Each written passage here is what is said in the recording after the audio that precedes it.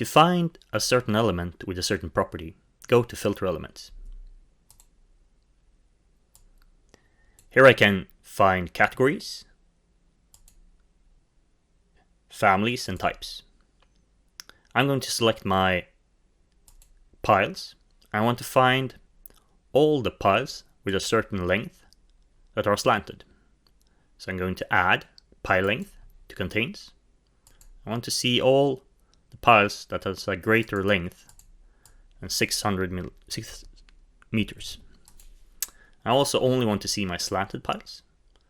So I'm going to add slanted pile with and, not or. And it should be equals to yes. So now I'm going to find all my piles that are 6 meters or more and is slanted. Now I'm going to select those elements. You can also save a selection by going to Filter Elements, select the elements. I'm going to select all elements here. So I see all elements in my project. And I'm going to go to Structural Foundations, select all my piles. I want to find the piles that has no value in mark. So I'm going to select the mark parameter, add it contains, and I want the mark to equals no value.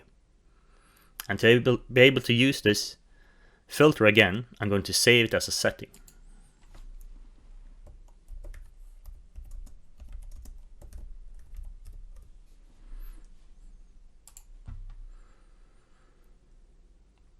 And then I'm going to select those elements.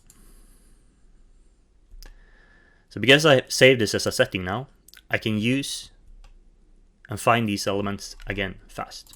So for example, if I add another pile